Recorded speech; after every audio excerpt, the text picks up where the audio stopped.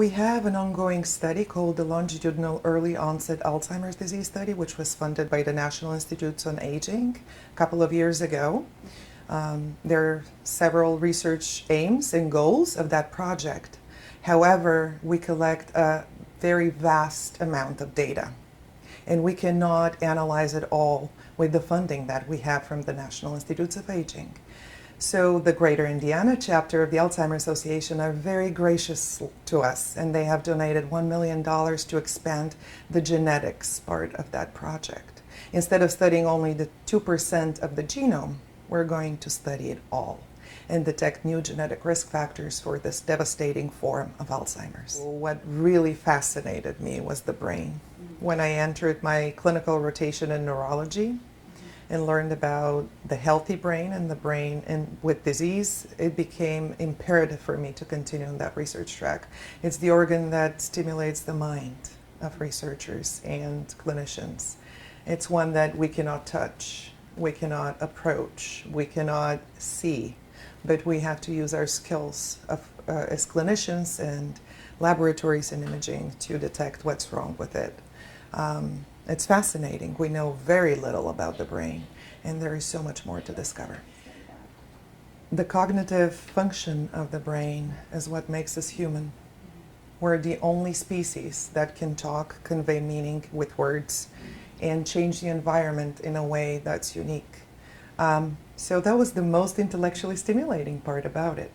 And the disease that affects this cognitive domain is Alzheimer's. The Longitudinal Early Onset Alzheimer's Disease Study, or LEADS, focuses on individuals with early onset Alzheimer's.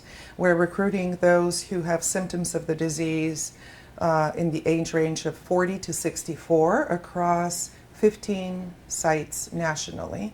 The study is pretty large, spans 20 institutions, and we enroll in 15 states. And talk about what early onset is for people who don't understand, because I think people just know Alzheimer's as a whole. So sometimes the disease, unfortunately, affects people who are in their midlife stage. These individuals, ages 40 to 64, as we recruit in our study, are still working when they become affected by this awful disease. Many of them come to our clinics to be diagnosed and share stories that are devastating. Proper diagnosis for such individuals with young onset is not an easy task, and it's frequently missed by other physicians. They have to seek out the dementia experts. Once they have the right diagnosis, their next question is, what can I do about that? Besides putting them on drugs, helping them with disability, and seeking future insurance and coverage for the medical needs they will have, we can also do research, and they are glad to participate. The $1 million that we get from the Greater Indiana chapter of the Alzheimer's Association is the first research gift and the largest research gift they have given.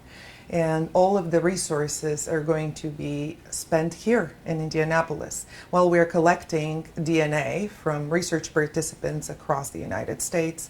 The analysis and all the research findings and reporting will come out of Indiana University, and we are very thrilled with that.